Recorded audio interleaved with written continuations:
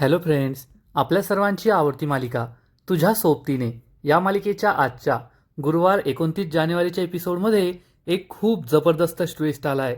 नुपूर आणि मल्हारची ओळख झाली आहे आणि मल्हारने नुपूरला सांगितलंय की मी माझ्या आईच्या वाढदिवसाला दरवर्षी महाराष्ट्रातील सगळ्या अनाथ आश्रमांमध्ये लाडवांचं वाटप करतो. त्या लाडवांची ऑर्डर तुला द्यायची आहे अशी माझ्या घरच्यांची इच्छा आहे. नुपूरला हे खूप आवडलं की मल्हार त्याच्या आईच्या आठवणीत आई गेल्यानंतर सुद्धा हे लाडवांचं वाटप करतोय, ते सुद्धा अनाथ आश्रमामध्ये. आणि नुपूरने यासाठी होकार दिला. परंतु तायडीला हे आवडलेलं नाहीये. काही झालं तरी मल्हार नावाच्या घोड्याची लगाम माझ्याच हातात राहायला पाहिजे. मी ती लगाम दुसऱ्या कोणाच्या हातात देणार नाही असा विचार करून तायडी ही चक्क नुपूरच्या चाळीत पोहोचलीये. आणि नुपूरच्या चाळीत गेल्यानंतर ती चक्क नुपूरचा व्यवसायच बंद करणार आहे. म्हणजे लाडवांची ऑर्डर तर लांबच राहिली, पण नुपूरला तिच्या घरून डबे सुद्धा बनवता येणार नाहीये. कारण नुपूरकडे ना फूड लायसन्स आहे, ना नुपूरकडे तिच्या चाळीची सोसायटीची परवानगी आहे. त्यामुळे नुपूरचा बिझनेसच बंद करायचा असं या तायडीने ठरवलंय. मग नुपूर काय करणार हे पाहणं खूप इंटरेस्टिंग असेल. तर फ्रेंड्स, आजच्या व्हिडिओमध्ये आजच्या एपिसोडमध्ये काय घडलंय हे जाणून घेण्यासाठी हा व्हिडिओ शेवटपर्यंत नक्की पहा. आजच्या एपिसोडच्या सुरुवातीलाच विष्णू मामा हे सायकलवरून कुठेतरी जात असतात. तेवढ्यात त्यांचा एक डबेवाला मित्र त्यांना कॉल करतो आणि विचारतो, ए विष्णू, तुला नुपूर सावंत माहितीये का? विष्णू मामा म्हणतात, हो माहितीये ना, मी तिचे डबे पोहोच करतो. तर हा डबेवाला मित्र सांगतो, अरे तिला एक काम मिळणार आहे आणि नुपूरचा नंबर त्यांच्याकडे नव्हता. मी तुला त्या माणसाचा नंबर पाठवतो ज्याला नुपूरला काम द्यायचंय. विष्णू मामा खूप खुश होतात आणि म्हणतात, ठीक आहे, दे नंबर. आणि ते फोन कट करतात आणि विचार करतात, म्हटलं होतं नुपूर, एक दिवस तू खूप मोठं नाव करशील. तुझ्या हातची चव इतकी भारी आहे ना की लोक तुला शोधत शोधत येतील. आणि घडलंही तसंच. विष्णू मामा खूप खुश असतात. तर इकडे आशाला मात्र खूप त्रास होत असतो. कारण मीनाने तिची औषधं बदलली आहेत आणि औषधं वेळेवर न मिळाल्यामुळे आशाला खूप त्रास होत असतो. तिचं डोकं दुखत असतं, तिला गरगरत असतं, चक्कर येत असते. आशा कशीबशी हॉलमध्ये येते. हॉलमधील टेबलवर तिच्या गोळ्या आणि पाण्याचा तांब्या ठेवलेला असतो. ती गोळ्या घेऊन पाणी पिण्याचा प्रयत्न करत असते आणि मीना हे सगळं लपून पाहत असते. मीनाला माहीत असतं की तिने आधीच या गोळ्या चेंज केल्यात, त्यामुळे आशाला या गोळ्या घेऊन सुद्धा काही फायदा होणार नाहीये. त्यामुळे ती खूप खुश होते. आशा ही खूप थरथर करत असते. तिला अस्वस्थ वाटत असतं. ती गोळ्या घेण्याचा प्रयत्न करते, पण तिला साऱ्या गोळ्या सुद्धा घेता येत नाही. कशीबशी ती एक गोळी तोंडात टाकते, त्यानंतर पाणी पिते, तर हे पाणी सुद्धा खाली सांडतं. तिला खूप गरगरत असतं, खूप चक्कर येत असते, नीट उभं सुद्धा राहता येत नाही. ती कशीबशी एक गोळी घेते आणि सोफ्यावर जाऊन बसते आणि तिची शुद्ध हरपलेली असते. तिला डोळे बंद होतात, चालू होतात. हे सगळं पाहून मीना खूप खुश होते. आणि याच वेळेस तिला अचानक वेदांतची आठवण येते. म्हणजे तिची तब्येत आणखीनच बिघडते. वेदांत, वेदांत, माझा वेदांत कुठे गेला, माझा मुलगा कुठे गेला, असं आशा म्हणते आणि चक्क घराबाहेर पडते. त्यामुळे मीना आणखीनच खुश होते. तर इकडे विष्णू मामा नुपूरला कॉल करतात आणि सांगतात की तुला मल्हार शोधतोय, मल्हार खानविलकर. हे ऐकून नुपूरला जबर धक्काच बसतो. विष्णू मामा सांगतात, मी तुला म्हटलं होतं ना, तुझ्या जेवणाची चव एवढी चांगली आहे की एक दिवस लोक तुला शोधत शोधत येतील. आणि शेवटी तेच घडलंय. आणि हे ऐकून नुपूरला सगळं झालेलं आठवतं की जेव्हा ती लग्नाच्या इव्हेंटला गेली होती तेव्हा तायडी तिला काय काय म्हणाली होती. तायडी किती माजुडी आहे हे सगळं तिला आठवतं. आणि नुपूर काहीच बोलत नाही. विष्णू मामा विचारतात, काय झालं नुपूर, तुला इतकी मोठी ऑर्डर मिळणार आहे, तुला आनंद नाही झालाय का? तर नुपूर म्हणते, मामा, ही ऑर्डर स्वीकारावी की नाही हेच मला कळत नाहीये. मला खूप जास्त कन्फ्युजन झालंय, कारण तेथील माणसं आणि त्यांचा स्टाफ हे मला काही आवडलं नाहीये. तर विष्णू मामा हे नुपूरला समजावून सांगतात, नुपूर, असं काय करतेस, सगळीकडेच अशी माणसं असतात, काही चांगली काही वाईट. आणि एक तुला सांगू का, आलेल्या लक्ष्मीला कधीही नाही म्हणायचं नसतं. माता लक्ष्मी नाराज होते. त्यामुळे तुला ही ऑर्डर मिळते ना, तर तिचा स्वीकार कर आणि तू खूप मोठी होशील, हा माझा तुला आशीर्वाद आहे. नुपूर हो म्हणते आणि फोन कट करते. नुपूरला आठवतं की त्या दिवशी तायडीबरोबर काय काय घडलं होतं आणि मल्हार मला का शोधतोय. मल्हार नक्कीच मला भांडायला शोधत असेल का? मी त्या बाईला जे काही बोलले म्हणून तो चिडला असेल का? जाब विचारायला तो मला शोधत असेल का? पण नाही, तेवढ्या गोष्टीसाठी तो एवढे एफर्ट्स नाही घेणार असा विचार करून नुपूर मल्हारला फोन करायचं ठरवते. पण त्याच वेळेस चक्क तिला आशा फोन करते. नुपूर फोन उचलते आणि विचारते, हा बोल वहिनी. तर आशा जोरजोरात रडू लागते, गळा काढते आणि म्हणते, अगं नुपूर, ते आशाबाई घर सोडून गेली, कुठे गेली काय माहीत. नुपूरला जबर धक्काच बसतो. नुपूर विचारते, अशा कशा घर सोडून गेल्या? तर मीना सांगते, काय सांगू तुला, त्यांना खूप त्रास होत होता, चक्कर येत होती, वेदांत वेदांत असं ओरडत होत्या आणि मी त्यांच्यासाठी गोळ्या घ्यायला गेले तर त्या घरात नव्हत्याच, त्या निघून गेल्या होत्या. नुपूर विचारते, मग तू घराबाहेर जाऊन पाहिलं नाहीस का? त्यांना बरं वाटत नसेल, त्या जास्त लांब गेल्या नसतील. मीना सांगते, अगं बाई, मी त्यांना सगळीकडे शोधलं पण त्या कोठेच नव्हत्या. मी त्यांना शोधत होते पण त्या घरापाशी नव्हत्या. मी सगळ्यांना विचारलं, त्या कोठेच नाहीये. आणि मीना ही खूप खुश असते.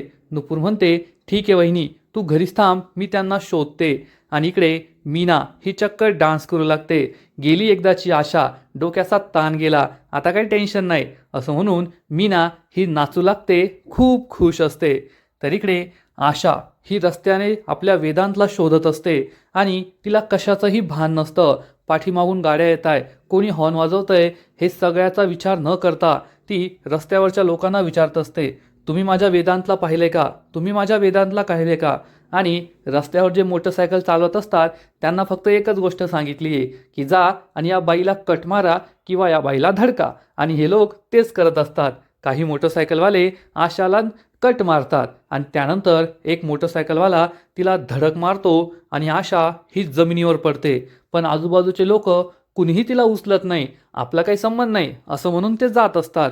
आशाचं डोकं खूप दुखत असतं, तिला गरगरत असतं. तर इकडे नुपूर सगळीकडे आशाला शोधत असते. आशाचा फोटो दाखवून लोकांना विचारते, तुम्ही यांना पाहिलंय का? पण आशाला कुणीच पाहिलेलं नसतं. आणि आशा ही एका रस्त्यावर येते.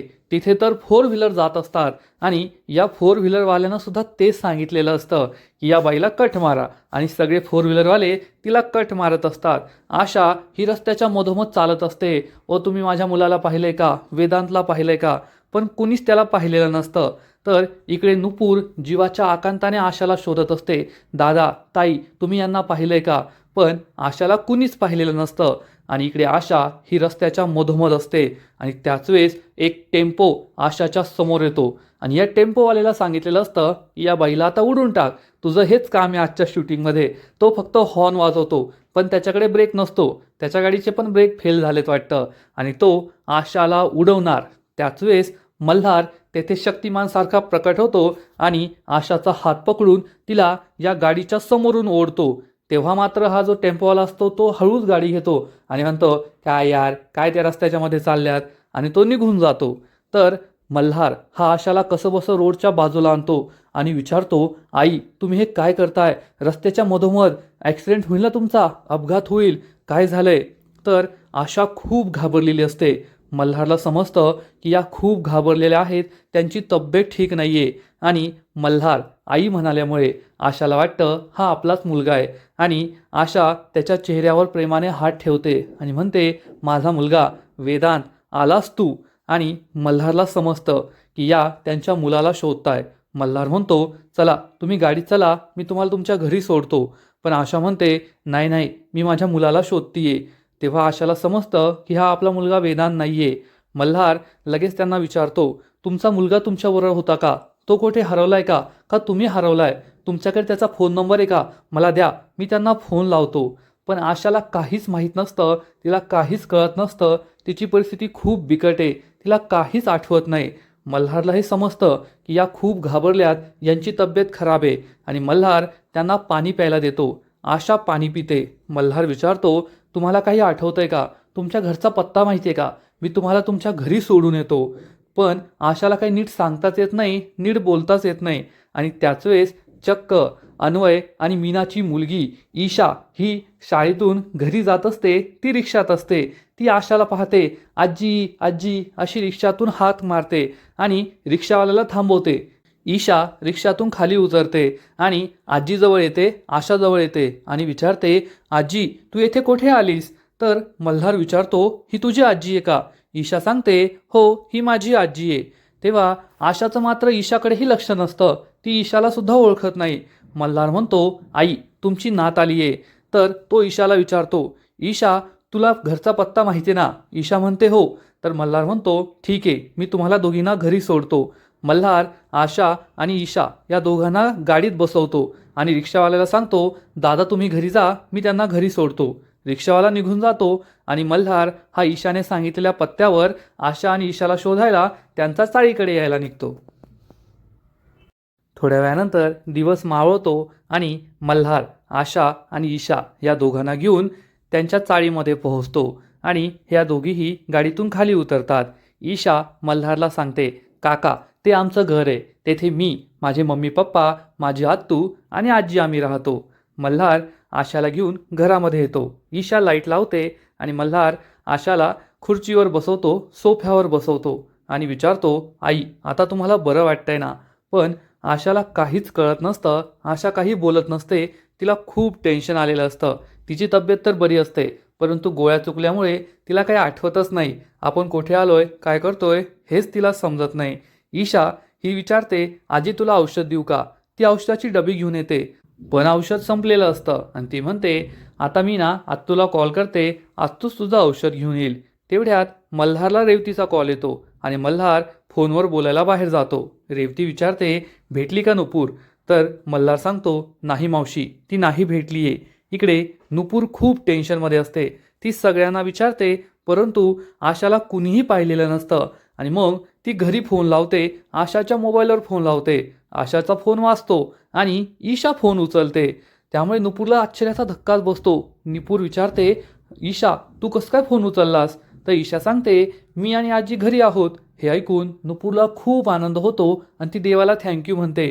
ती विचारते, तू आणि आजी एकत्र कशा? आणि तू आजीला घरी घेऊन आलीस का? तर ईशा सांगते, हो, जेव्हा मी रस्त्याने घरी येत होते ना शाळेतून, तेव्हा आजीला एक काका पाणी देत होते. मी रिक्षा थांबवली आणि मग त्या काकाने आम्हाला घरी आणून सोडलं. नुपूरला खूप आनंद होतो. नुपूर म्हणते, आईंना फोन दे. ईशा आशाला फोन देते. तेव्हा नुपूर विचारते, आई तुम्ही बऱ्या आहात का? आणि आशा, हो मी बरी आहे, फक्त एवढं बोलून ईशाकडे फोन देऊन टाकते. आणि ईशा विचारते, हा बोल आत्तू. तर नुपूर विचारते, आईनी लगेच तुला फोन दिला, त्या नीट बोलत नाहीये, काय झालंय? तर ईशा सांगते, आजी अशीच वागतीये, आल्यापासून काही बोलत नाहीये, मला ओळखत सुद्धा नाहीये. हे ऐकून नुपूरला मोठा धक्काच बसतो. नुपूर म्हणते, ते काका आहेत का ज्यांनी तुम्हाला घरी आणून सोडलंय? ईशा म्हणते, हो आहेत ना. आणि ईशा ही मल्हारला फोन आणून देते. मल्हार फोन कट करतो आणि नुपूरशी बोलू लागतो, पण दोघेही एकमेकांचा आवाज नाही ओळखत. नुपूर मल्हारला म्हणते, थँक्यू, खूप खूप थँक्यू, तुम्ही आज देवासारखे धावून आलात, माझ्या आईंना घरी आणलं. तर मल्हार म्हणतो, इट्स ओके, एवढे आभार मानायची गरज नाहीये. नुपूर म्हणते, पण आजच्या काळात कुणीच एवढी मदत करत नाही, खूप खूप थँक्यू. मल्हार इट्स ओके म्हणतो आणि फोन कट करतो, पण चुकून तो आशाचा फोन स्वतःच्याच पॉकेटमध्ये टाकतो. हे दोघेही घरात येतात आणि मल्हार हा आशाला म्हणतो, आई आता मी जातोय, तुम्ही स्वतःची काळजी घ्या. तर आशा त्याचा हात पकडते आणि म्हणते, तू असाच चाललाय, चहा पाणी सुद्धा मी तुला विचारलं नाही. तर मल्हार हा आशाजवळ बसतो, आशाचा हात हातात घेतो आणि म्हणतो, आई आता तुमची तब्येत ठीक नाहीये, तुम्ही स्वतःची काळजी घ्या, तुम्ही बऱ्या व्हा, त्यानंतर मी तुमच्या हातचं जेवायला असेल. हे ऐकून आशाला बरं वाटतं आणि आशा त्याच्या डोक्यावर हात ठेवते. दीर्घायुषी हो असा आशीर्वाद देते. मल्हारला खूप छान वाटतं. मल्हार ईशाला विचारतो, ईशा घरात कुणी मोठं नाहीये का? तर ईशा म्हणते, मी आहे ना. मल्हार हसतो आणि म्हणतो, हो तू मोठी आहेस, मग तुझ्यापेक्षा छोटं कोणी नाहीये का? तुझे मम्मी पप्पा किंवा आत्तू वगैरे? तर ईशा सांगते, आता थोड्या वेळाने आत्तू येईल. मल्हार ईशूला समजावून सांगतो, आता आजीची काळजी घे, तिच्या जवळच राहा आणि आजीला घराबाहेर जाऊ देऊ नकोस, मी येतो. असं म्हणून मल्हार सगळ्यांचा निरोप घेतो आणि घराबाहेर पडतो. त्याच वेळेस नुपूर ही सुद्धा चाळीत येते, पण चाळीतले दिवे जातात आणि सगळीकडे काळाकुट्ट अंधार होतो. आणि त्याच वेळेस ईशा आणि मल्हार या दोघांची एकमेकांना जोरात धडक होते. मल्हार खूप चिडतो, पण दोघेही एकमेकांना अंधारामुळे दिसत नाही. मल्हार म्हणतो, पाहून चालता येत नाही का? तर नुपूर म्हणते, सॉरी, मी खूप घाईत आहे ना. असं म्हणून ती घरात निघून जाते आणि मल्हार हा गाडीत बसतो. नुपूर घरात येते. आशाला पाहून तिला खूप आनंद होतो. ती आशाला घट्ट मिठी मारते आणि विचारते, आई तुम्ही अशा घराबाहेर का गेल्या होता? तुम्हाला माहिती आहे ना, तुम्हाला पत्ता लक्षात राहत नाही, मग घराबाहेर का गेल्या? तुम्ही सगळ्यात आधी औषधं घ्या. असं म्हणून नुपूर तिने जी नवीन औषधाची बाटली आणली आहे त्यातून आईला आशाला औषध देते, पाणी प्यायला सांगते आणि ती इशूला विचारते, ते काका कुठे आहेत? तर इशू सांगते, ते तर आत्ताच घराबाहेर गेले. नुपूरला समजतं की आता ज्या माणसाबरोबर माझी धडक झाली तोच तो माणूस होता. आणि नुपूर ही आशाला म्हणते, आई तुम्ही येथेच थांबा, मी त्यांना भेटून येते. नुपूर बाहेर येते, पण तोपर्यंत मल्हार गाडीत बसून निघून गेलेला असतो. नुपूर विचार करते, खरंच हा देव माणूस होता, देवच आईंच्या मदतीला धावून आला, नाहीतर आज काय झालं असतं. नुपूर ही घरात येते. गोळी घेतल्यानंतर आशाला हळूहळू सगळं आठवतं आणि आशा नुपूरला म्हणते, देवाजवळ दिवा लाव आणि तुळशीजवळ सुद्धा दिवा लाव. आणि नुपूर ही देवाजवळ दिवा लावते. ती तुळशीजवळ दिवा लावत असते आणि तेवढ्यात मल्हार घरी परत येतो. मल्हारला पाहून सगळ्यांनाच आनंद होतो. इशू म्हणते, अरे काका तुम्ही परत आलात का? तर आशासुद्धा म्हणते, अरे तू घरी परत गेलास आणि माझी मुलगी घरी परत आली. तर मल्हार सांगतो, हो ना, तुमचा मोबाईल माझ्याकडेच राहिला होता, तो द्यायला मी परत आलोय. नुपूर ही दिवा लावत असते आणि मल्हारकडे न पाहताच ती म्हणते, बरं झालं तुम्ही परत आला, मला तुम्हाला थँक्यू म्हणायचं होतं. मी देवाला तीच प्रार्थना केली की माझी आणि तुमची भेट व्हायला हवी. आणि मल्हार काही नाही, तसं एवढं आभार मानायची गरज नाही आहे असं म्हणून घराबाहेर जातो. नुपूरसुद्धा तुळशीजवळ दिवा लावण्यासाठी घराबाहेर येते आणि ती दिवा हातात पकडलेला असतो. त्याच वेळेस मल्हार तिच्या समोर येतो आणि एकमेकांना पाहून त्यांना आश्चर्याचा धक्काच बसतो. नुपूर विचारते, तुम्ही? तर मल्हार म्हणतो, तुम्ही येथे? आणि हे दोघे एकमेकांकडे पाहतच राहतात आणि आजचा एपिसोड संपतो. फ्रेंड्स, खरंच तुझ्या सोबतीने या मालिकेचा आजचा एपिसोड खूप भारी होता. मल्हार आणि नुपूरची भेट दिव्याईने ज्या प्रकारे घडून आणली, जे काही घडलं ते पाहायला खूप मजा आली. मालिकेतला इंटरेस्ट दिवसेंदिवस वाढत जातोय. मालिकेची गोष्ट, मालिकेचे कलाकार, मालिकेचे सगळं जे काही वातावरण आहे ते सगळं खूपच भारी आहे. एवढं मात्र नक्की, ही मालिका लवकरच प्रेक्षकांच्या गळ्यातील ताईत बनणारे स्टार प्रवाहाची खूप भारी मालिका बनेल, हेही खरं. आजचा एपिसोड तर भारी होता, पण या मालिकेच्या पुढील एपिसोडमध्ये काय घडणार आहे, नेमका काय ट्विस्ट येणार आहे, हे पाहायला सुद्धा खूप मजा येईल. मग पुढील एपिसोडमध्ये असं काय घडणार आहे? तर फ्रेंड्स, पुढील एपिसोडमध्ये आपण पाहू की मल्हार आणि नुपूर या दोघांची भेट झाल्यानंतर मल्हार हा नुपूरला सांगेल की मी तुम्हाला शोधत होतो. नुपूर म्हणेल, हो मलाही तुमचा नंबर मिळालेला, पण आईंचं असं झालं, आई हरवल्या म्हणून मी तुम्हाला कॉल नाही केला. तेव्हा मल्हार हा नुपूरला सांगणार की माझी आई आता या जगात नाही आहे आणि माझ्या आईने ती जेव्हा जिवंत होती तेव्हा ही प्रथा सुरू केली होती की तिच्या प्रत्येक वाढदिवसाला ती महाराष्ट्रातील सगळ्या अनाथ आश्रमांमध्ये लाडू वाटप करायची आणि त्यानंतर मी ही प्रथा अशीच सुरू ठेवली आहे. माझी आई आज या जगात नाही आहे, पण मी दरवर्षी तिच्या वाढदिवसाला संपूर्ण महाराष्ट्रातील अनाथ आश्रमामध्ये लाडवांचं वाटप करतो आणि माझ्या कुटुंबातील लोकांची अशी इच्छा आहे की यावर्षी लाडवांची ती ऑर्डर तुम्ही घ्यावी, तुम्ही लाडू बनवावेत. आणि हे ऐकून नुपूरला खूप छान वाटेल की मल्हार आपल्या आईच्या आठवणीत संपूर्ण महाराष्ट्रातील अनाथ आश्रमात लाडवांचं वाटप करतोय.